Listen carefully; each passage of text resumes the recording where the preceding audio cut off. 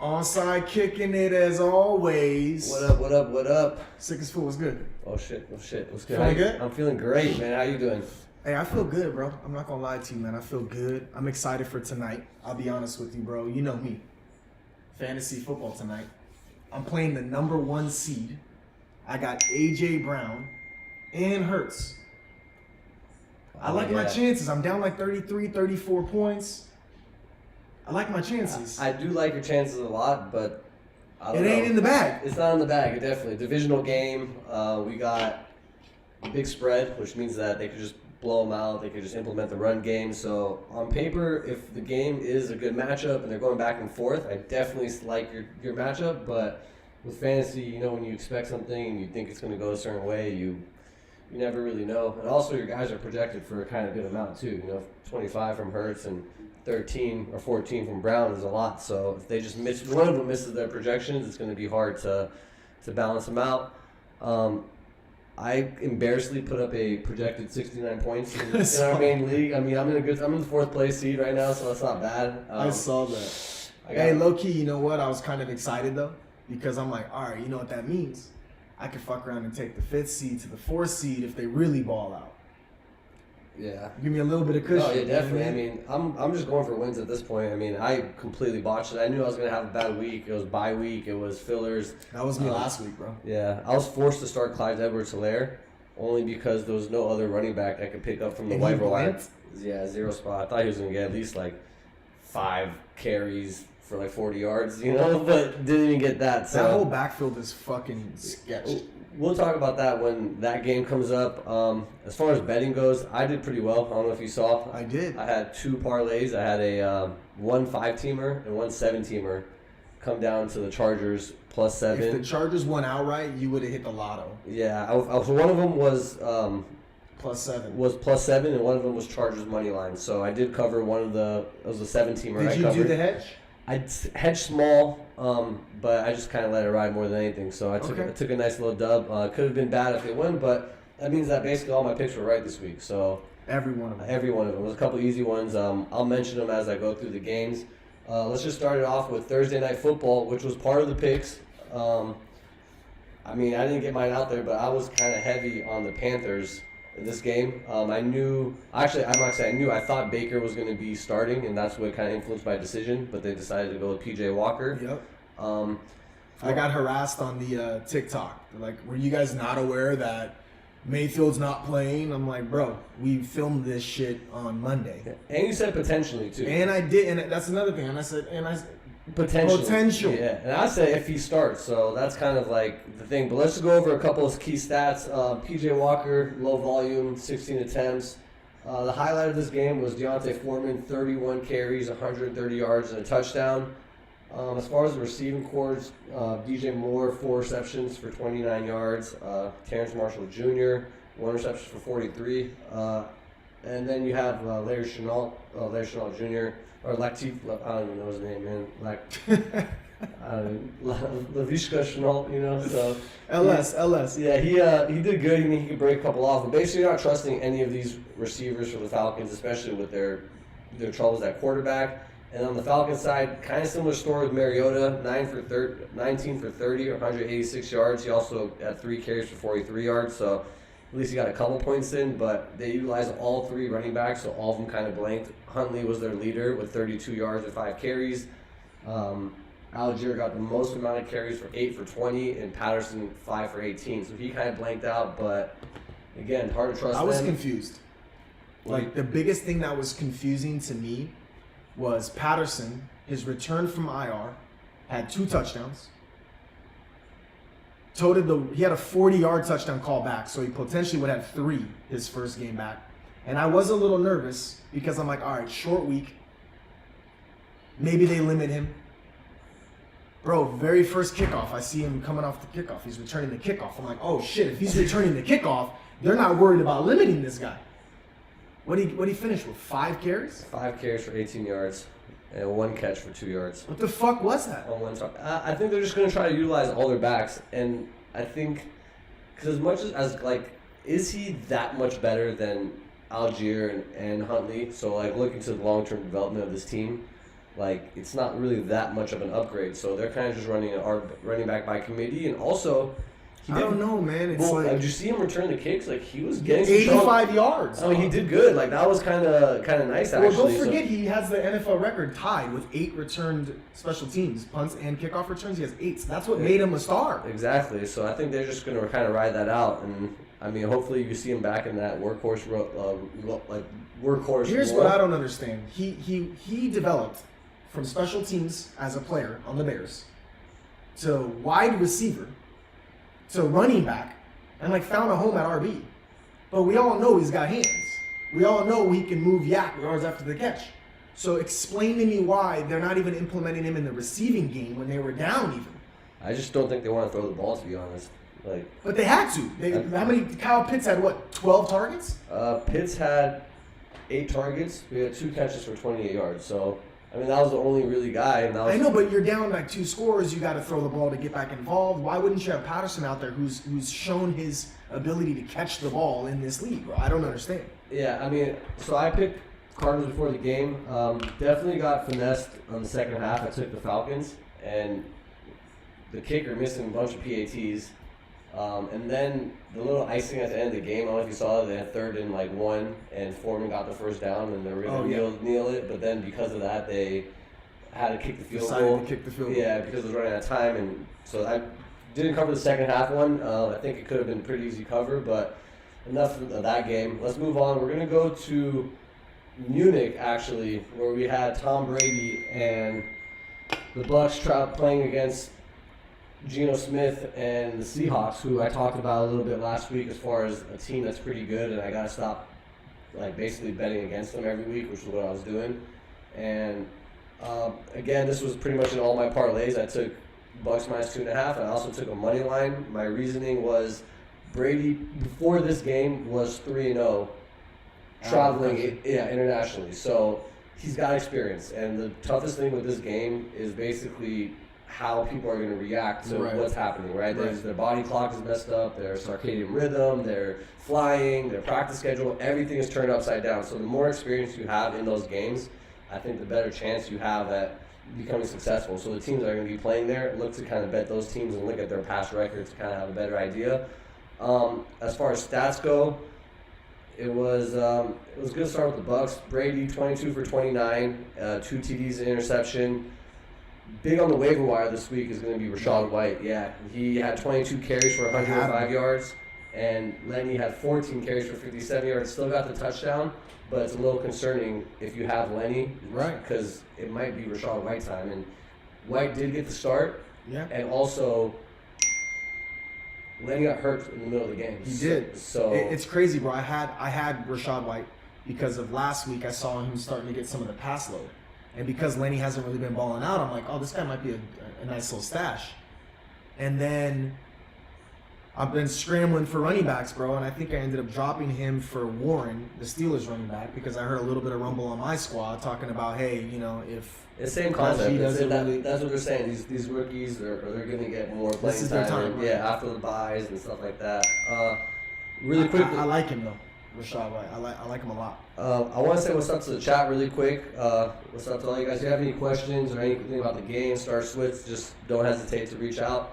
Crypto Mike. What it what's up? do, Crypto Mike? That's my dude, man. Hey, my guy had a 20K day in gold today, bro. Oh, nice. Day trading gold, man. 20 fucking K. That's a nasty ass come up right there. Good shit, Yeah, bro. we like to see winners. So as far as the receivers go, Chris Godwin got in the end zone, 6 for 71, 8 targets. Yeah. So he's getting his He's getting volume. healthy. He's getting healthy. I think he's due for touchdown regression. So look for I him do to get a too. bunch of touchdowns. Mike Evans 5 for 54 on 6 targets. Not the production you want to see, but still in there. Julio Jones making a reappearance for 3 for 53 and a touchdown. So Not high on Julio. I think he's a good filler, but yeah, if if you you're on have bye to, weeks or something crazy, You I just- can maybe see it, but you can't really trust him just because No. his health, you know. And as far as the Seahawks, we have Geno Smith, 23 for 33, 275 yards, 2 TDs. So took him a while because, like you said, that body clock took him a while. But when he second half, he started putting in work, man. yeah. So then we had Kenneth Walker, who's undoubtedly an RB1 for the rest of the season. 10 carries for 17 yards, got bottled up. I think that has to do with the Bucs front. which is phenomenal. Top 5. Yeah, that's what they could do. Is they The could stop the receiving run. line was pretty nasty, no? So on the receiving end, we got Metcalf led the receiving, 6 receptions, 71 yards. Walker did have 6 receptions for 55 yards, no touchdown. So that volume right was there, yeah. PPR leagues, he's gonna at least he's got a decent floor, in other words. Yeah, so that's good to see. And then Lockett getting in the end zone, and Goodwin, 3 targets for 42 yards for Lockett and 2 for 38 for Goodwin. Noah Fant and Disley, 3 for 34 for Fant and 2 for 28. I don't really think they're on the tight end streamer radar. I do want to talk about the Seahawks a little bit. Like I said, I'm kind of done betting against them, but at the same time, I think you're going to be able to find spots where they're going to beat the bad teams, and I think they're going to lose to all the good teams. So this is kind of a perfect example that you could coach, I guess, to their strengths, and kind of like it's going to be hard for them, like because they have a good team, right? No, for they sure. have a good overall team, quarterback sure. play, receiver play, defense, everything's in sync, but when you get deep into it and you're playing good teams, it's all about game plan and execution. And when they face adversity, are they going to be able to battle through that? I think they're a good spread cover. I think if you're gonna place any action on the Seahawks, like you said, specific circumstances make sense to take the points. I ended up teasing them, getting 9. It was a no-brainer for me. Low key though, I thought I was gonna lose. Yeah, a little backdoor. Throughout the whole day, I was like, oh, dude, this is it. Bucks are finally back. I mean, that's the one thing I want to talk about. I think we've been waiting for Tom Brady to really is he Tom Brady? Is he this? Is he that? Well, guess what? They're number 1 in their division still. And since his divorce has been finalized, he's 2-0. Yeah, maybe no stress, I mean, we've been talking about it, but it's finally here. Maybe he's just getting laid or something, And he's maybe he's still love out there, Yeah, I mean, I don't know. I think these are both teams we'll see. Chevy P was good. Matchup based, I think we'll see kind of who we should start. I mean, a lot of those guys are going to be starting anyways, from the receivers to the running backs. But I think, again, it's matchup based. Next game of the year. So far, for sure. Vikings versus the Bills. The Vikings won in Buffalo in overtime. I think the highlight of this game was Justin Jefferson. He's obviously probably one of the best physicals, best receivers. As far as package goes, with speed and ball skills and I mean, he was 10 for 193 and a touchdown, 16 targets. And he's been getting chunk yards all year because remember, he went a whole stretch where he went 6-7 weeks in a row with no touchdowns, but he was still getting those 10 and 150, 160 yard reception games. So to see him continue to be, Kirk Cousins reliable. I think with Hawkinson, it even opens him up even more. Now he's getting really one-on-one coverage on the outside and just making people pay. Yeah, I think this also helps Dalvin Cook a lot too. He had 14 carries for 119 and a touchdown.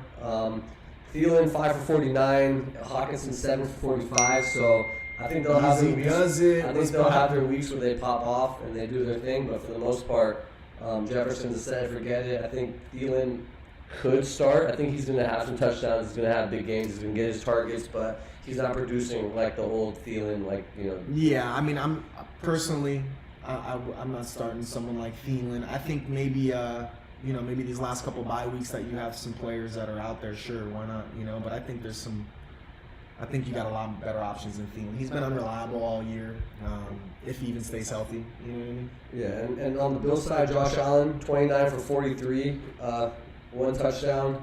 He also carried the ball 6 times for 84 yards, so his volume was there. He looked pretty healthy coming off injury. Singletary had a good game, 13 carries for 47 yards, 2 touchdowns. I think that's a little bit of the touchdown regression because he doesn't get in the end zone really, and they just refuse to run the ball. So the fact that he's actually productive with his carries is a good sign. Yeah, I mean, but Allen's still outgaining him 84 to 47, so he's the main rusher. Stephon Diggs had himself a game, 12 catches, 128 on 16 targets. Gabe Davis, 6 for 93 with a touchdown. Controversial catch at the end of the game that should have been reviewed. It's not a catch. It's not a catch, but at the end of the day, it didn't really affect the game and the outcome, so that's good to see. And then Dawson Knox 4 for 57, and Isaiah McKenzie 4 for 37. So I'm a little bit worried about Allen. What are you worried about? I'll tell you exactly what I'm worried about. He had 2 interceptions in the red zone his first 71 games of his career. He's got 4 in the last 2 games. Yeah, I don't know if teams are kind of understanding how to play him. I don't know if his elbow's really having some issues, but that's a lot. Yeah, I That's mean, a lot. he looks healthy, so I don't want to use the injury aspect, Sure. which might go into it. I personally think he's just trying Forcing to. it. Yeah, he's trying too hard. Like he's. I'll tell you what's even crazier. Diggs, 1 target within the 30-yard line. 0 red zone. He had a target within 30 yards. If your guy, Diggs, is getting 10 catches a game, 100 yards a game, where is the forcing it to this particular player? I mean, I think they. If you're going to force it anyway, clearly. Yeah, but I think they've shown that he's like his primary target. They're not going to rush the ball with Singletary, so I think they're probably just like shading Diggs and then I think that's a not, problem. not letting him. Yeah, so but then that opens up things for Singletary, opens up things for Gabe Davis. Right, So. but at one point, you start getting a little bit like, fuck. I used to be the guy that was clean in the red zone. From 2 picks in 71 games to 4 picks in your last 2, both deciding factors, too. Yeah, but I don't think it's physical. I think it's more something that he could go over, watch some film, learn, get better, Sure. and these types of things will actually help him get better as the season progresses. It's something to watch, though, because at the end of the day, this is where, in my eyes, he's been like that clutch athlete that seems to do the right thing at the right time. Yeah. And the last 2 weeks, I mean, I mean, 4 turnovers in the red zone is not like him. Yeah, I think overall it's a learning experience. You know, they gave up 33 points to the Vikings at home. I think if they just play a little bit better defense, I think, and their offense, they don't have any miscues and whatnot, the fumble on the goal line. So there's a lot of things to take in, but it was a great game, very entertaining to watch, which was the best thing. The next game, another entertaining game, was a divisional game. Lions went to the Bears. Lions came back, and again, I kind of see very similar with Justin Fields making some errors at the end of the game. Don't Yeah. that pick six. Yeah, that was massive. I mean, that was the deciding factor right there. That was definitely big. But as far as fantasy goes, He's a monster right now. he is a monster. He 12 for 20, 167, and 2 touchdowns. So It's his rushing. not that, but the rushing 13 carries for 147 and 2 additional touchdowns. This is after he broke the record last week with 175. My guy puts up 145 fucking yards rushing. Yeah, he looks good. He looks like the best player on the field. Like I said, that was another one of my calls, was basically picking the over in every single Bears game. You definitely said that. So I was in all these parlays, like I said. That's what I was just hitting, like pop, pop, pop, pop. It was easy. The one thing is that the game started off slow. They both drove up the Yeah. field for like 8 minutes and then field goal, It's and then like funny. 7 minutes and I- field goal. So I was like, I'm gonna lose just because of those two It's positions. funny, bro. I look at the score and I was like, see, I didn't add him in my over because I'm like, damn, that's what they've been doing, but it takes that one time they don't. So I didn't have him in any of my plays. And I thought for sure you were going to have him. Yeah, no, and then for sure sure. enough, the score just started escalating Easy. fast. Mahor in the house. What's up, Mahor Betts? Me and him, we were kicking it, watching some UFC. We got rocked by Did you? Correa. I mean, Adesanya just got knocked out. I don't know Yeah, how I to didn't waste see time. that. It was a good fight. Yeah, and as far as receivers, Cole Kmet making another big game, 4 receptions, 74 yards, 2 TDs. If you remember at the beginning of the season, I drafted Justin Fields and Cole Kmet as my quarterback tight end combo, and I traded for Mahomes, and I've been working on the waivers to get my tight end. But at least I saw it. I saw the potential. I think the bright side is that the offense is saying, just go out there, do your thing. We're not a defensive team. We're the highest offensive scoring team. I was actually shocked with Claypool. So his first game as a Bear, he actually got work, handoff, got I think 7 targets, had a PI that was called, defensive pass interference called the first game. So I really thought in an atmosphere where you're going up against the Lions, I didn't start him this week. I still wanted to kind of see his role, quote unquote, develop. But I think he got 2 targets. Yeah, he had 2 catches, 8 yards. 1 catch for 8 yards, 2 targets. It's the same thing with Mooney. I said there's just going to be a low volume. I mean, I definitely see Fields passing the ball around, but the thing is, he doesn't have like one guy that's the guy. It's like they're just running his offense through him. You're not going to see Fields throw for 300 plus yards very We're not often. seeing him pass the ball like 30, 40 times a game. I mean, he might, I guess. I don't know. But at this point, I don't really trust any of the receivers. As far as the running backs go, Khalil Herbert, 10 for 57. Montgomery, 9 for 37. Split. So it's kind of hard to trust both of those guys out there. As far as the Lions go, Jamal Williams saved the game at the end with the last-second touchdown, but I think he's the back that you want to have. Swift is healthy, but still not really getting many touches. So I mean, you can go back to week 1. Jamal Williams had 2 touchdowns. dude, I don't know how many touchdowns he Even has, but he's been before crushing the it. injury is my point, this guy's been getting in the end zone. So now that he came back, I feel like it kind of hampered his progression, and I think everyone thought Swift was the guy. But I think Jamal is just proving since week 1 even. I think he's the guy. I'm the guy. I mean, he's a low end RB2 / flex. Yes. You know, depending on like Flex for for someone sure. from my team, I need some running back depth, so I would be starting him. You know, almost every week at this point. And then Amon-Ra St. Brown, the Sun God, 10 catches for 119 on 11 targets, coming back to the beast and in form of what he is. We just want to see it on a more and more week basis. So, other than that, pretty exciting game. The next game we have is the Broncos losing to the Tennessee Titans in Tennessee, 17-10. A little bit of a little slower, boring game. We'll start with the Broncos, and we got Russ, 21 for 42, 286, 1 TD, 1 interception. He did have that sack fumble at the very end, though, that I think ultimately cost them. Yeah, I mean, the running backs, it was pretty much Melvin Gordon got 7 carries for 24, Latavius Murray 9 carries for 24, Chase Edmonds got 2 for 9, and then Russ actually scrambled 7 times for 8 yards, so his legs are getting a little bit back in him. So kind of similar situation, no one you're really I trusting. think it's just more him trying to get away. His offensive line is suspect, man. It's been like that all year. I thought, if you remember, every punishment we took during primetime games, it was just like him running in for his life. And even against the Titans this week, they had a sack fumble at the very end. I'm like, oh shit, is he gonna do it? They're down 7. He's driving midfield. And then what happened to Judy? Did he get hurt or? Did Judy get hurt? I don't know if he got hurt. Let me check real quick. I don't remember. I mean, I think he left the game with an injury. Concussion? Yeah, mild ankle injury. So ankle injury. yeah, so for the box for the receivers, Cortland Sutton 6 for 66.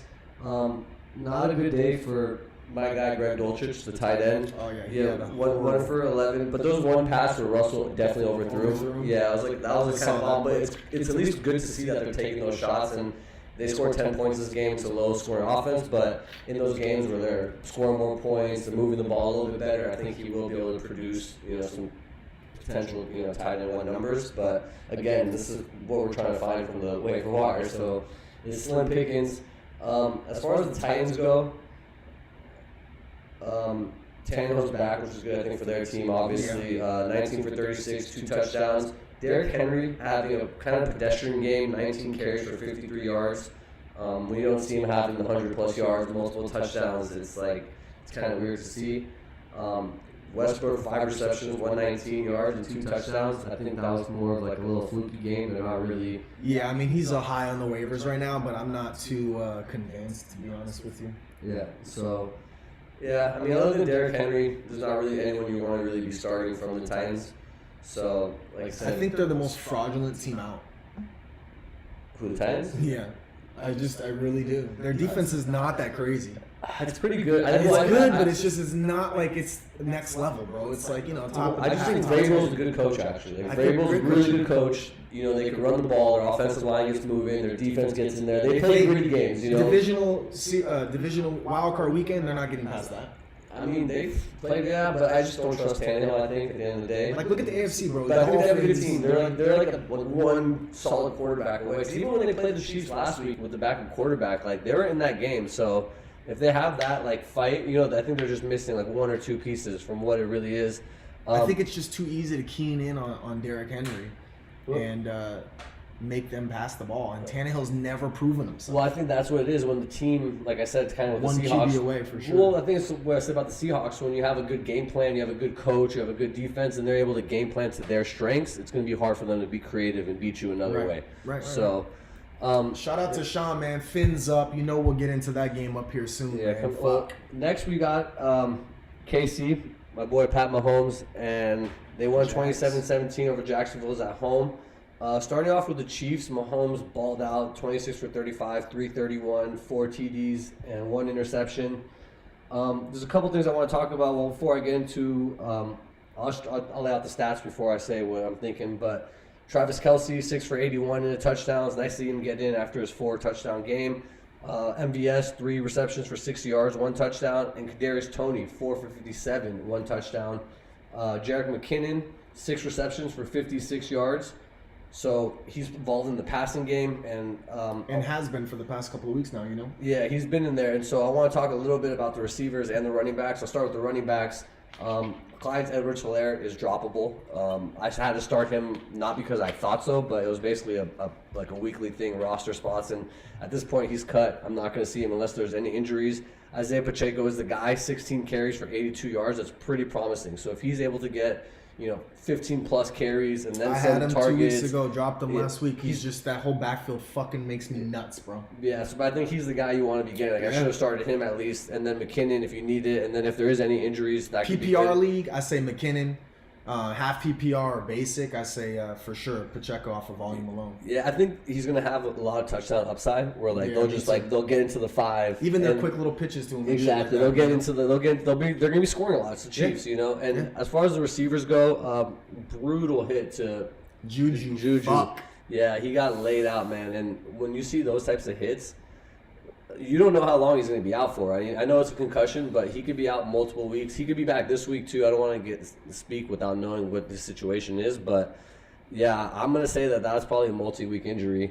And he was kind of settling in there.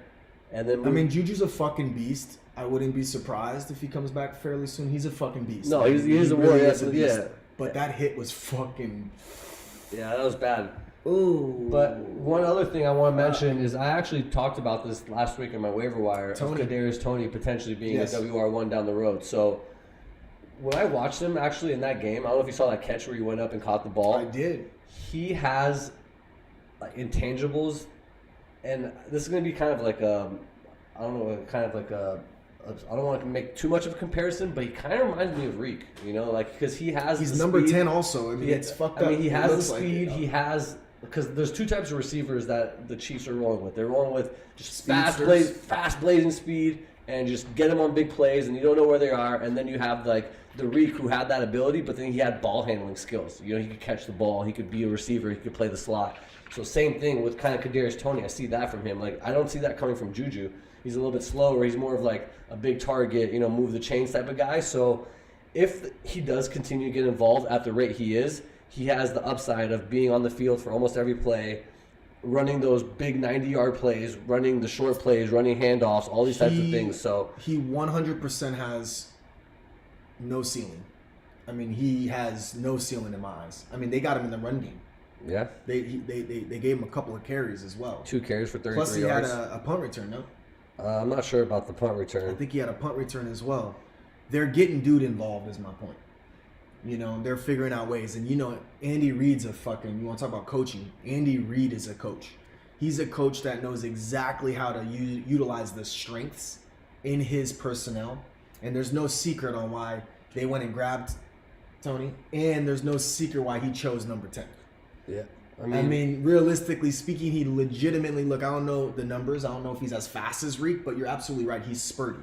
He's got those spurts and that acceleration where you're just fuck around and look like Reek out there. But then when he was playing for the Giants, he was a talented receiver. Yes, he's before running routes. That's what, so he has both tangibles, right? The Giants had so much fucking excitement with him. Yeah, and he just didn't stay healthy. He got hurt. Exactly, and if Juju's out this week, I probably would roll Toney. Oh, for sure, 100%. But at the same time, I still don't feel really confident yet. I kind of depends on your receiving game, but bro, 100%. I'm rolling Toney with confidence, bro. If I don't have an AJ Brown, a Diggs. Yeah, he's a lefty high upside. And then hell yeah. And then for the Jacksonville side, Trevor Lawrence, 29 for 40, 259 yards, 2 touchdowns. A slow game for ETN. He had 11 carries for 45 yards. And this is 2 weeks in a row we've said this. He's getting the volume. He's got 50, from him. Or? No, I think it's just matchup based. I think the Chiefs kind of just came in and put him up, and they went ahead, so they had to just get away from their game plan. Christian Kirk, he had 9 receptions for 105 on 12 targets, 2 touchdowns. So hey, real quick, I'm so sorry. Real quick, let's pay attention to the chat real quick. So, Crypto Mike wants to know for starters if we have any. Yes, we will have our locks. We're gonna give a couple locks this week for sure.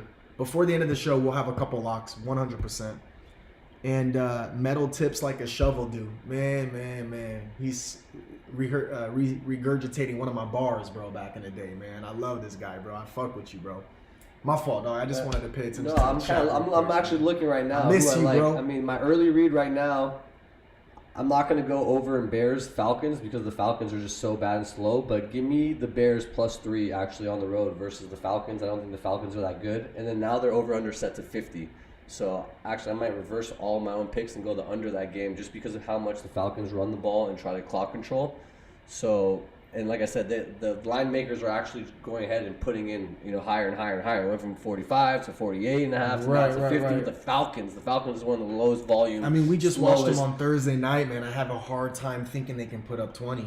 And what the Bears put up 30 last week. So that would be really difficult task. 30 to 20 game between those two. I mean, I can see it. Bears defense has definitely got some holes in it, but I don't know, man. Yeah, and then I might have to go Chargers again, +7 at home. I mean, divisional game against the Chiefs. I don't like to see it, but it's going to be tough. I mean, the Chargers look good. I will talk about that when we get into San Francisco. Let's get back to the next game. We're going to talk about our boy Sean's Dolphins right here versus the Browns. Oh, let's go. 39-17. The Dolphins look good, man. Their this has receivers, been the second I found out they were getting Reek, I hit up my boy and I said it, bro. Like Super Bowl bound. Like I know it sounds crazy to say. And I get it. Everyone's talking about Tua when he starts and finishes a game. They're undefeated, and I get all that. Dude, they beat the Bills when Tua was healthy and finished that game. They've had a fairly difficult schedule. They opened up with the Patriots week 1. The thing is they're winning every type of game.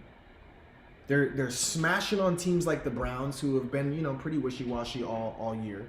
They're contending with teams like the Bills and getting late wins. They're getting in shootouts where they're down 2 scores in the fourth quarter to the Ravens and coming back to win. They're down. Bro, I look at this team and I go, they can put up 40 points a game, no problem, against top-tier defenses. And realistically speaking, perfect package-wise from special teams, their run game. The Wilson trade for them was the smartest thing they ever did. Buy Chase Edmonds, come on in Wilson. Wilson looks like the back to have. I told this to Issa a week ago. Yeah. I was like, yo, bro, he fuck around and will take over that backfield. I seen him do it as a Niner. Yeah, I didn't see it happening this fast. But before we talk about the receivers, Waddle 4 receptions for 66 yards. Tyreek Hill 5 receptions for 44 yards. Those are awful games, mind you, So, and you got 39 points. Yeah, those are still those are bad games for the In receivers. reference to them. But yeah, Jeff Wilson 17 carries, 119 in a touchdown. Mozart got 8 for 65 in the touchdown. Look at their yards per carry because of their receiving corps. Yeah, I mean, I think it's Wilson's job now. Unfortunately, if I have to pick between those two guys week in and week out, I'm going to lean towards Wilson. Mostert's been the guy because it was in reference to fucking Edmonds. And Mostert, let's face it, he's a beast, bro. But Jeff Wilson has taken over roles everywhere as a Niner. Elijah goes down, I get it. But then he takes over that fucking thing, and he's like, no, that's my job. Yeah, I mean, well, they actually he did can 8 run. for 65. He averaged 8.1. I understand that, bro. He beasted. But do you know who's faster? Mostert's faster. Yeah, so I'm thinking. Mostert's like the fastest guy in the league. So Wilson, I think they want to just bruise him through the middle, through the tackles, and then Mostert's more of the play the scat back, it's catch the perfect passes. underlining. So yeah, I mean, Mostert did have 4 receptions for 22 yards. So what'd Wilson have? Wilson had 1 reception for 7 yards. Or some shit. Right. He had nothing. So he's gonna be more of the RB1, and then you're looking at Mostert kind of being the RB2. Look, it's to the point, bro, where you're gonna have a situation where you could play almost either one of them. You know what I mean? It's kind of like the Elijah Mitchell and CMC. Obviously, you're playing CMC, but knowing that Elijah Mitchell's doing what he's doing, you're almost going to be okay with maybe having one of those as your flex. Like if you have to roll with Mostert or Wilson in your flex, you're not going to be upset with that, bro. Yeah. Well, we said last week on the waiver wire that he has immediate value, immediate RB2 flex value, and not only does he prove that he has that value, but he's awfully taken it one step further of being the guy over Mostert. So again, I'll put Wilson as the RB2, Mostert as the flex if I had to rank them. That's kind of where I see him. From the Brown side, Jacoby Brissett, 22 for 35, 1 TD. Nick Chubb, 11 carries for 63 yards and a touchdown. Kareem Hunt, not really there, 6 carries for 9 yards. From the receivers, Amari Cooper, 3 for 32, kind of a dud game. Donovan Peoples-Jones, 5 receptions for 99 yards. I think he's actually the top target for Brissett. Yeah. Right now, he Right is. now. And then actually speaking on that is, I mean, a lot of people are hyped on him. I have a kind of a he's hard been way. producing. He's gotten like 67 yards the last 5 games, so he's like involved in the, I in the understand offensive that. game plan. You look at Cooper's numbers. You take away his 3 road games, and Cooper's hands down the wide receiver 1. So I have a hard time just kind of jumping ship and thinking that Peoples-Jones is going to be the guy, especially when Watson comes Well, in 2 weeks from now. I think it's also I think kind of Watson takes. game plan. Really quick, Pam Williams, have you ever seen a catch better than Jefferson's? I think situationally, yeah. I mean, the David Tyree catch in the Super Bowl and stuff like that matters a lot. But as far as like Pickens catch recently in Pickens, the I mean, sideline, but yeah. but when you're talking Odell about Beckham, like yeah, those were some sick but catches. when you're like, talking about in traffic, one hand snatching against the Bills, that you gotta fucking win this game, where you're back to who are we? yeah. I was pretty No, I would- catching, I mean, given catching the just- season for sure. Yeah, I mean, fourth and 18. The time is it Fourth and was 18, really you know what I sick mean? actually. Catch I'll of the put it up season there. on a 4th down for sure. Yeah, this year for sure, probably the best catch of the year. But of all time, that's like there's a lot of good catches, you know. So Pam said no. Yeah. Good question, Pam. That catch up the single greatest catch of all time is no But, exaggeration. You know, so Yeah, but one it thing I is. do want to say again, if Deshaun Watson's available in your thing, he's actually able to practice this week 11, and he's Right. expected to start week 13 against the Texans. Yep. So How ironic. yeah, and also I want to kind of touch up on that. I'm not sure if this season's a lost season for Cleveland. They're 3-6. Maybe they could pull something out of their division because Are they 3-6 right They're now? 3-6 right now. But I think they're a good team, and I think if you put Deshaun as the quarterback, they're going to potentially even be Super Bowl contenders, to be honest, because they're like pretty well rounded as far So as their here's the deal, D-line, in my O-line. opinion. The AFC North is definitely, you take out the Ravens and it's anyone else's game. And the Ravens still got a lot of work to do. You know, they're coming off a bye week. It depends on how they come back from this bye week, healthy or not. Lamar's back, obviously. He hasn't missed time, but 3 games back. I mean, I think even the Steelers are 3 games back. So, and there's 2 games they play against the Ravens. So technically, they're not mathematically out, obviously. And if they can get the win, if they can get a couple wins, string 2 wins together in a row, and then Watson returns, yeah, bro, they're playoff bound. Yeah, so let's go to the next game. We got the Texans traveling to the Giants. Texans lost 16-24.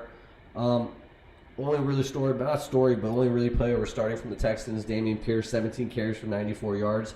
I think he kind of Every week. he did good. I think he kind of got game scripted out. I think he is going to be matchup dependent. There's going to be games where they're going to be trailing and he's not going to get those touchdowns or that good. But at the same time, when they're in competitive games and they're high scoring, he will get some good fantasy returns.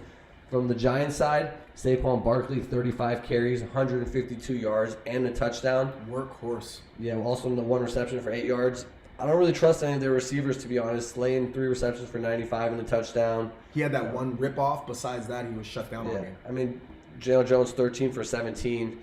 You know, he's been running a lot with his legs. I think they're just trying to win games, give the ball to Saquon, and let their defense do their work. I think it's 7-2. also situational on the opposite side of things. It's like you're playing the Texans. You're pretty much leading them the whole game, albeit by 1 score the whole game. But they kind of just they didn't exert too much energy. You know what I mean? Like they really didn't. They just kind of just strung along their fucking offense. You know?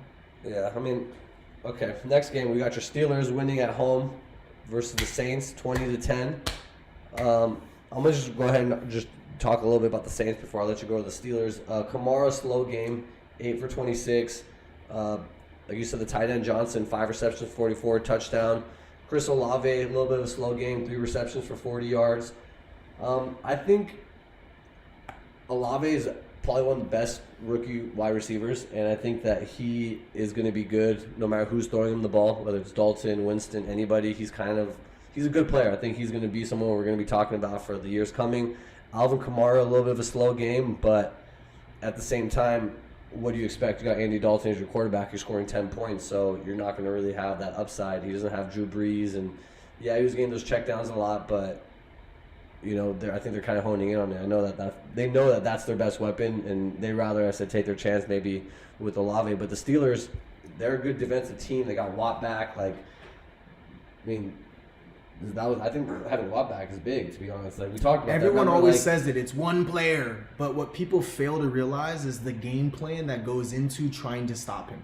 You're talking about one-on-one every other player now. Highsmith is no fucking joke. He's leading the team in sacks right now. Was leading the NFL just 2 weeks ago without Watt. And then you got to look at, we had no Minka yesterday. A lot of people aren't even talking about this, but we had no Minka. In a week or two, we're going to have a healthy defense. And we showed what we can do. Week 1, we played the Bengals. We had 7 sacks and 3 interceptions. That's with the full roster. This week, obviously getting Watt back, he didn't get the sacks. He didn't get the deflections that he normally does on his first game back. But look at the difference. We had 2 picks on defense. And that put ultimately Kenny Pickett in a position for the first time all year that he's playing with a lead. He didn't have to throw these jump balls to Claypool and hitting their palms and getting picked off. So he had a clean game where he had no interceptions. He had a few great scrambles when he had to, great decision making. He had some rushing yards. He had, I think, only 199 yards, 18 for 30. So he did have some attempts. He also 8 carries for 51 and a touchdown. Najee 20 carries for 99 yards, and then Jalen Warren 9 carries for 37 yards. So they're kind of moving the ball around. I know you're not going to want to hear this, but I'm not sure I trust any of the receivers, to be honest. Even though Pickens is a beast, Deontay Johnson is a beast. Frymuth could even have some touchdowns. He's a pretty good tight end. I just don't really see too high volume with Pickens. I think they're going to want to put the game in the defense's hand, let him game manage, let him scramble. That's where I kind of disagree. So I think with our defense, it's going to put us in a position to where the scoring opportunities come. So, for example, maybe Pickett is not the guy that's going to, drive 80 yards down the field, multiple times in a game like Josh Allen or whatever. But I do believe, like, sack fumbles by Watt and company, I do believe interceptions at midfield, those are going to put them in a position where that's why you saw he had 30 attempts. I mean, he's not scared to sling the rock. He's not scared to find people. And I think that losing Claypool, this was the first week they played without Claypool. Still kind of trying to figure out, is it Sims going to play the slot, who's our return specialist? They brought in the guy from Olenowski or whatever from the Patriots, the gunner. And so they brought Gunner in as well. And they're kind of trying to find, which guy is going to be their slot. So I think there's still some adjustment making. I can understand how playing Pickens or playing DJ is not something that's like, oh yeah, no brainer now. But they're on my bench. I'll look for Pickens on certain plays. He had a decent game. I mean, he put up 13 points in fantasy. What did Pickens finish with? 3 for 32. With a touchdown, though. He also he had 2 carries for 23 and a touchdown. So he did have a good fantasy game. So again, now remember, Claypool's in there taking those end arounds. Not anymore. Now we got Pickens actually getting those opportunities. So I agree. Not ready to start. I like his scrambling ability, and I think if they want to play ugly games. My only concern is like you said, no interceptions, but his decision making, and he's turned the ball over a lot, which is going to cost you, right? Because you got to understand, one thing when you can't move the ball, it's another thing when you turn the ball over. You got to understand, though, we got rid of Claypool for a reason. 3 of his 7 interceptions hit the palms, both palms of Claypool. 3 of his 7 interceptions hit the palms. So yes, turnover machine. We knew that, though. I begged for him. Look, I know he's the guy that's never burned his hands before. He's going to give us that opportunity. He's going to sling that rock. I think with time and with experience in the NFL, this guy's going to be the real deal. I agree with you. I'm not rolling out Pickens yet either. But I know for sure that Pickens, Freiermuth, those can be league winners. Freiermuth especially, his target share already went up, losing Claypool. And although he wasn't as productive because now he's got double and triple team and what have you, based upon circumstances, Najee's getting his carries up and his yards per carry up, most importantly. Warren being a gadget player who can catch out the backfield, run out the backfield, that change of pace back will start to open up that receiving core. Because let's face it, we had no run game up until this week. Yeah, and I just think we talked about in the beginning of the year, if their defense is healthy, they're just instantly going to be a better team. They're going to be a better team. And really quickly before we go to the next game, I'm ready to see Jameis Winston.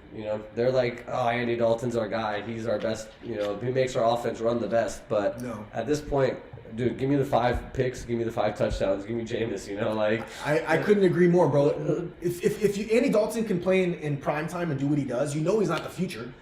You're not rolling with Dalton like, no, he's going to be our future. No, it's not Joe Flacco and the Ravens where you're going to be able to maybe win a ring with this guy. No. It's not happening. So why would you not? I think there's high upside with Winston, man. He's showing way more high upside. Yeah, but I guess, I don't know, something. But So next game we got the Colts. Sorry, J-Bo, beating the Raiders on the road. Jeff Saturday, first coach, the best winning record for all head I knew coaches. it. I wasn't sure. Can I tell you why I knew it? How'd you know? He had this press conference. Because the whole organization took so much flack for hiring this guy. There's coaches in the sidelines that have been doing this for years, and now they're not getting their opportunity, and you bring this Joe Schmo off the streets who was an offensive lineman for Peyton, and now you're a high school coach and all this bullshit, and he got so much flack, and he's like, look, bro, I'm up for the challenge. Maybe I fucking suck at this. Maybe I'm damn good at it. But I wouldn't back away from this challenge. And that's just enough sometimes to make the troops rally. And what did he do? Matt Ryan, get the fuck up, dude. Play QB. The fuck is this guy about to play over Matt Ryan? Matt Ryan, get the fuck in your Yeah, the other guy was not good. What the fuck was that? Why did he get benched in the first place? They were 3-3-1. Yeah. They were 3-3-1. Well, they thought maybe the other guy had a higher upside. No, for the team. fuck that, bro. You brought the guy over for a reason. And just speaking on his coaching, him being a center, He can. Offensive line immediately got better. Immediately, and Jonathan Taylor, 22 carries, Immediately. 147 to TD. So exactly. So that's what That's you want to see. massive. This guy's been not playing much. He's been injured. So see him back there in the workhorse I role. thought the same thing. I'm like, bro, offensive line immediately understood the assignment. Exactly, and he wants to run the ball. Like he's gonna love it when his line, creates holes and they're able to get big Love it. runs. I mean, he broke off one huge run, so it was nice to see the receivers. I'm making a prediction right now. What's your prediction? Colts take over the Titans in that division. I mean, only because the Titans aren't that good and they're 4-5-1. Like they're not too far away. I'm so telling you, 2 games back, yeah, 2 games. 2.5, I guess, with the tie. Yeah, and for the receivers, you had Paris Campbell 7 for 76 touchdown. Michael Pittman 7 for 53, no touchdowns. So I still think Pittman's the guy, but again, I think you got a little bit of a noodle arms kind of with the quarterback. So it's like they're not going to see too much thing. I think Jonathan Taylor's really the guy. From Las Vegas standpoint, we had Josh Jacobs 21 carries, 78 yards, a touchdown. The receivers, Devontae Adams 9 receptions, 126 for a touchdown. No other person, Matt Collins kind of gone, 2 receptions for 18. He was supposed to step in with Hunter Renfrow gone and with Waller on IR. Foster Moreau, 3 receptions, 43 yards and a touchdown. So he's a potential tight end, waiver wire streamer, I would say, and especially while Waller's on the IR. Foster Moreau will be out there for a lot of snaps, and they're looking like they kind of like to chuck the ball around a little bit. I mean, besides Adams and Jacobs, man, I just can't. I mean, I don't understand. Like, I watched Derek Carr cry with no tears. Weirdest thing I ever seen in my life. He's like crying about the locker room and the way we risk our lives and our body for this shit, and we practice so fucking hard just to go out there and feel what we feel. And it's like, there was no tears. It was really weird. It was a very bizarre thing to see. J-Bo, I'm so sorry to talk bad about your team, but obviously you're doing it in the chat, so I'm going to do it with you. I've never seen a team that made the playoffs. I think he didn't want to ruin his eyeliner. Get a bet. I've never seen a team make the playoffs a season ago. Get a player like Devontae Adams. What are they, 2-6 now? 2-7. 2-7? Something's going on. Coaching, man. Get the fucking coaching out of my face. It's like John Gruden came, built something for a couple days before he gets the fucking boot, and now all of a sudden, So that's it. All right, next game, another entertaining game. Another one that This was a great game. I definitely hit up with all my parlays. I was riding Green Bay +5 pretty hard. I had this Cowboys +-2, and then I took it out of my parlay, and I was like, if they lose, I can see them losing by a field goal late. The whole game bothered me. I felt like this was the fishiest game I've ever seen in my life. Why is that? So, first things first, the Cowboys are up 28-14. And then all of a sudden it's 28-21. Now all of a sudden it's 28-20. And here's what fucked me up. First in regular before OT. They're driving, bro. Looking good. And every time they get a first down, it's like holding. Then finally on a 3rd and short, whatever it is, CeeDee Lamb, 100% gets PI'd. Pass interference. The dude draped on his back, couldn't even lift his left arm. No call. So it's like you're flag happy all the way on this drive. Many of first downs taken back. And then you're not flag happy on a defensive PI. It was just so sketchy. So then, okay, fine, they go to OT. Same thing, bro.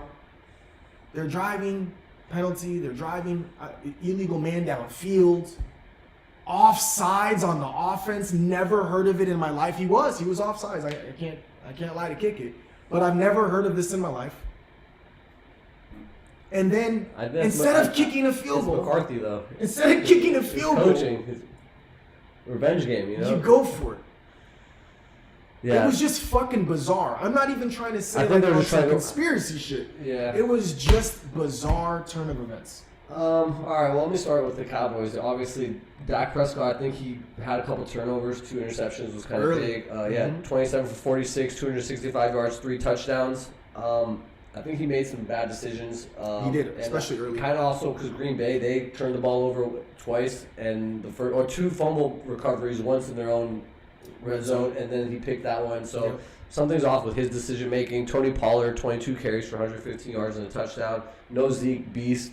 With Zeke, Tony I think Pollard, he could roll out there. Is a boss, bro. Yeah, but I think it's just, but without Zeke, he's an RB1. RB1. But with Zeke, it kind of messes. Our back low and RB2, but kind of I would rather start Pollard over Zeke moving forward. 100%. So that's. I traded Zeke in my other league, and kept Pollard.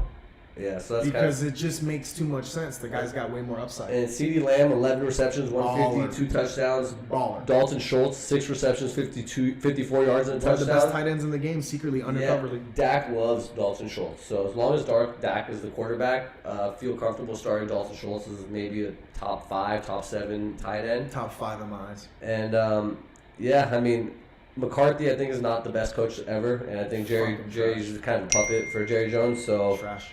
You know, that's kind of what I think. As far as the Green Bay goes, kind of a low-scoring game for Rodgers, 14 for 20, 3 TDs. Not low scoring, but low volume input, only 20 passes. Aaron Jones had himself a game, 24 carries, 138 yards, a TD. A.J. Dillon did some little running between the tackles, 13 carries for 65 yards. I think the bright spot of this game was Christian Watson. I talked about him last week, and I said after the Romeo Doubs injury, that this is his time to shine. And I talked about how I had Christian Watson ahead of Romeo Doubs preseason because these were the two rookie wide receivers. Who's it going to be?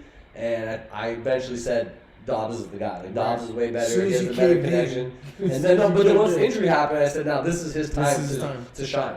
So 4 for 107 with 3 TDs. Allen Lazard, 3 for 45.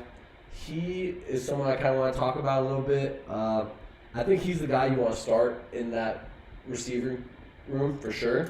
Yeah, and he's your safe floors per se, I guess. Yeah, he's pretty good. But the problem with him is that I'm gonna kind of compare him to Juju, where if he's your number 1 guy, I agree with this. You're in trouble. I agree. You know, but imagine if he was like the number 2, Devontae number 3 Adams guy. is out there. Lazard can. Yeah, imagine. Yeah, if he's the 3 guy, he's phenomenal. Like that's why. Like if he was your number, even 2 or even 3, like 2 at least. I mean, because some teams have some good, like, imagine if you had, like, Waddle and Hill, and then you had Lazard, like, he would be a good 3, obviously. But right, most but teams, it'd be hard to trust that guy in fantasy. I mean, I think he would be he'd be the best WR3 in the game. Yeah, or WR2, yeah. WR2, he can hang. But I think a lot of it is his production comes from playing with Aaron Rodgers. Like, he's not out there, like, crushing it, so. 100%. Yeah. But, you got to think, though, when the best DB out there is going to be on, like, that's the like thing, you got yeah. Sly. No, we were Cowboys. You got Diggs. Yeah. Manning you up, bro. Like, good luck. Exactly. That's exactly why Watson had a game. You know what I mean? But moving forward, I'd still start Lazard, though.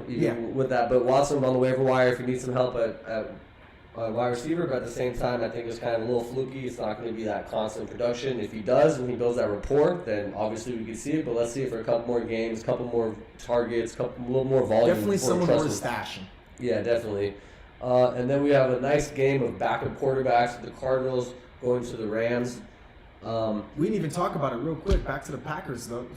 Aaron Jones, man. Aaron Jones beasted up that shit, bro. You got me over 25 points in fantasy. Yeah, I mean, dude, he looked good. And even in the first... After he was, like, I didn't think he might not play this week. Yeah, and the first couple of possessions for Green Bay, they were driving the ball down the field. They stalled ultimately, but he looked good. It looked like they were kind of doing their thing. So I was happy with my bet from the beginning. They did muff 2 punts, which I thought was going to be their detriment, and they ended up overcoming it. So... really, I think, and then also McCarthy's like, I don't know, man. He's a bad coach. I don't say bad coach, but like he actually, it's funny. He was really aggressive. He went for 2 4th-down conversions, Right. one on his side, one on the other side. He ended up converting both of Converting. them and then scoring touchdowns. So it worked out. But if you just continue to be put in those spots and making decisions like that, like low key, you're gonna have some like hiccups and kind of like really put your team in a hole. So, like I said, they got lucky. They had their. I just still don't understand. I get it. A touchdown wins the game in OT. But, like, you have the Cowboys defense. Yeah. Like, you know, And the and Packers I offense know, is not like dude, no, this isn't the Packers of old time where they're just gonna run it down your throat and you have to score this. Yeah. Mayer's been a baller all year. You got a perfect opportunity to at least go, hey, defense, just don't give up a TD. Yeah, I just didn't understand It's it. McCarthy, man. McCarthy is not only he's a good coach, but I didn't understand So it. moving on to the backup quarterback game, we'll start with Arizona. Well, let's start with the Rams actually because Wolford was the quarterback, 24 for 36.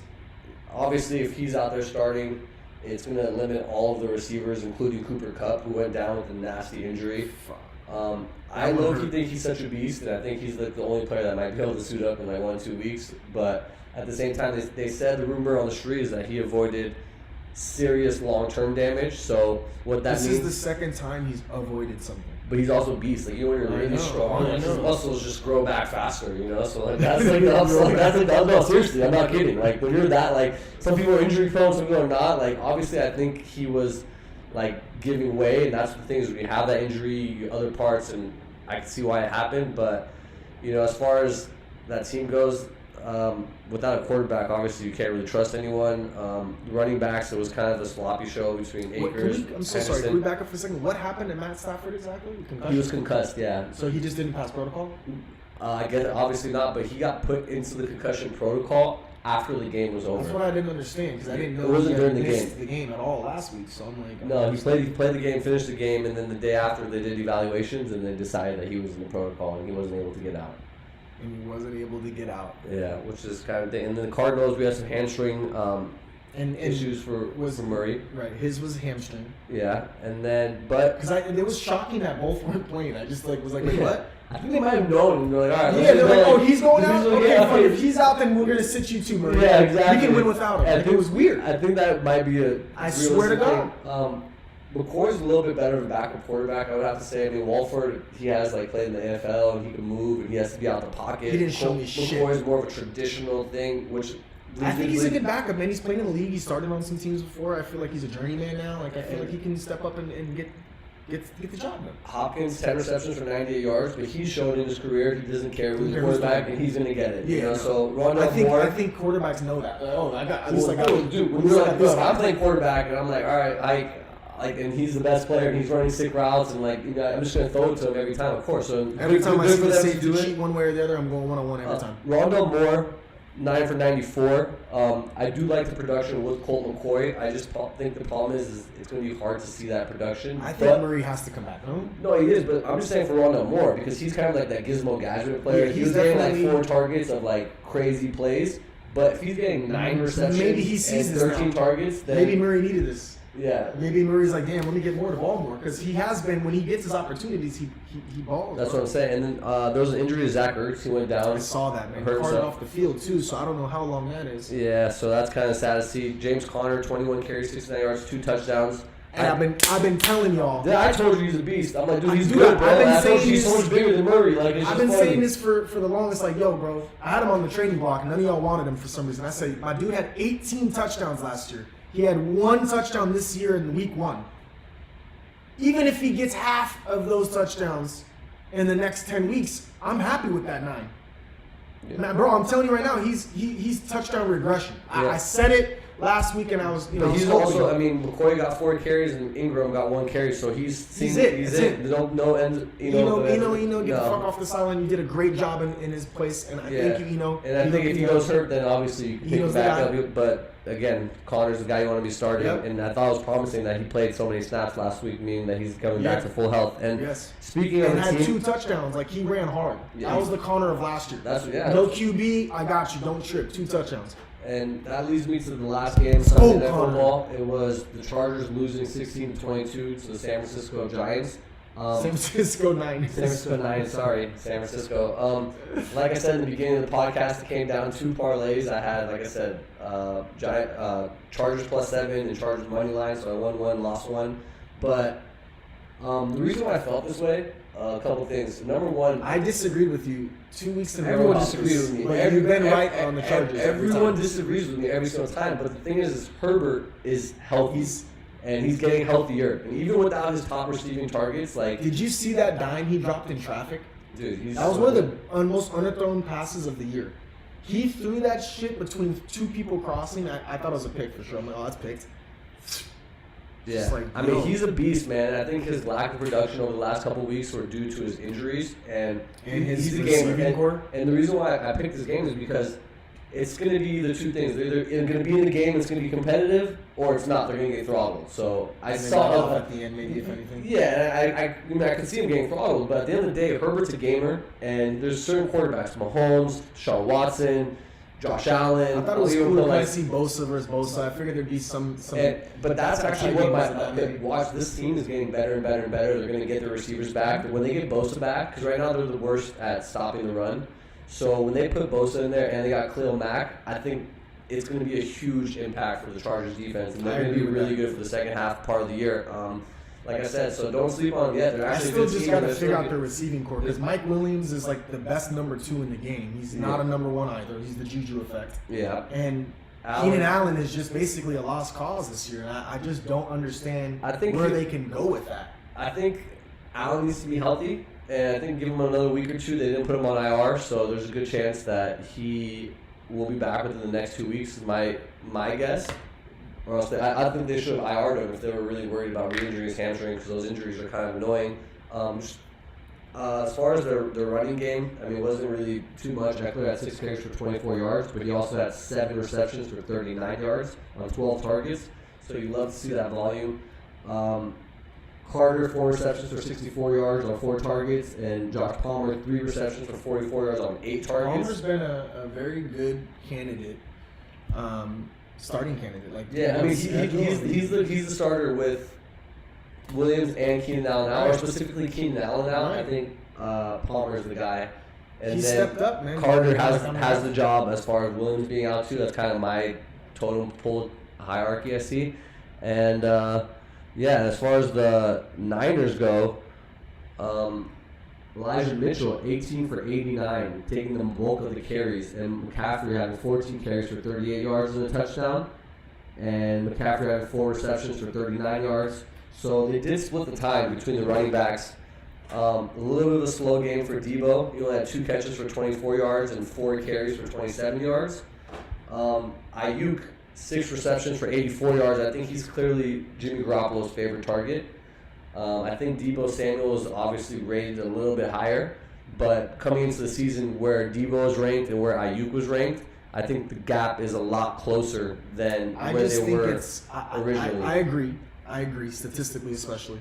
I think it's that prime example of like having your Antonio Brown on the field and Juju balling because of that AB. And I think that because Debo's such a threat, he's taking that lock shutdown corner. Ayuk is getting that one-on-one coverage, and Garoppolo and him just know exactly what to do. Cornerbacks between you and I go over the top. Cornerbacks deeper than you, I'm cutting your route short and doing the back shoulder. And it's working. But I think it's more impressive that when Christian McCaffrey came to become a Niner, I said to myself, like, yo, bro, that team is, as everyone else said, Super Bowl contender, obviously. But I thought it was the best fit for Christian McCaffrey because I figured he wouldn't have to be that workhorse anymore. Maybe drop him down to 23 carries like his number. And now you got Elijah Mitchell coming off of the IR. I didn't expect him to have more carries than McCaffrey. Yeah. I didn't expect it, but that is the epitome of how they can have McCaffrey healthy come playoff time, and that's fucking scary. Yeah, and I think they want to just slip. There's no reason to just run him into the ground. There's no reason. Once you don't have to. Debo got a couple carries. Yeah. Fucking Elijah Mitchell. Also, I think the kind of system though with Garoppolo, I think he likes locking into Ayuk more. I think Debo's kind of better with Trey Lance, or he's more gizmo gadget, like an RPO, slants, like those type of plays. But as far as just like I think third down and 6, that's your Debo guy. I think you get to the red zone, maybe you're going Kittle, you're going end arounds, you're going McCaffrey, you're going out the backfield Elijah.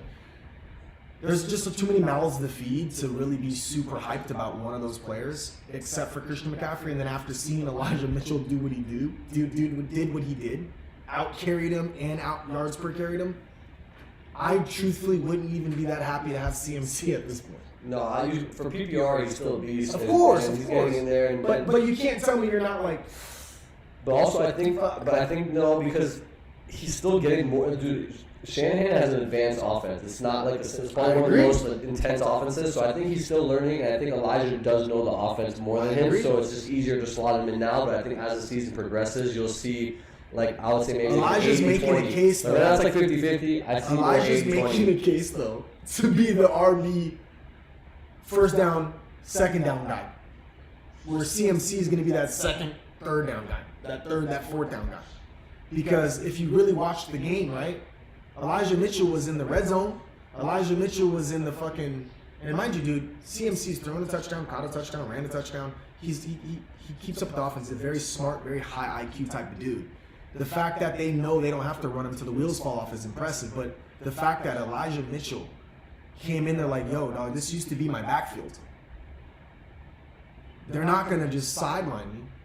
This guy's getting 9-10 yards each time he touches that fucking ball, bro. He's making a case like, yo, yards per carry, I might fuck around and lead this team in yards per carry. He's just a fucking strong dude. Yeah, He was running with purpose. So that's the recap of the week. You want to touch up on the waiver wires real quick before we talk about a couple locks maybe? I'll just really quickly for waiver wire. We'll make the video tomorrow. We'll check this out on social media. But couple big players. Rashad White as a running back solidified himself as far as the guy that week. Not sure if that's the case moving forward, but if you put him in for another 1-2 weeks where he's getting the bulk of the carries, then that's going to be the running back you want to own instead of Leonard Fournette. Isaiah Pacheco on the Kansas City, of course, pick him up. Draw Clyde Edwards-Helaire. Jarek McKinnon is also a good person.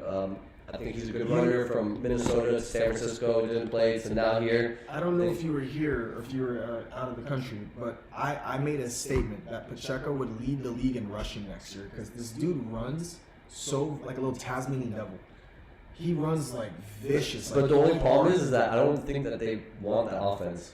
Like, I'd just rather just pass the ball to Mahomes. Like, that's why even McKinnon is getting so much work because he just wants a little check downs. Like, if they trust the game script when the spot comes, like, yeah, but I don't, like, some teams want that to be their offense. Like, same with the Bills. They don't really want that. Yeah, well, Titans, yeah. Minnesota kind of wants it. You know, like, they don't really want, like, they will, don't get me wrong. If they game script and they can do it, and that's how they're going to get wins for sure, but they want to put the ball in Mahomes' hand and run it around. Some wide receivers, like we said, Kadarius Toney, especially with Juju hurt, Christian Watson after his performance, and Romeo Doubs out. Again, if Deshaun Watson's available in your league, make sure you pick him up. He'll be back week 13.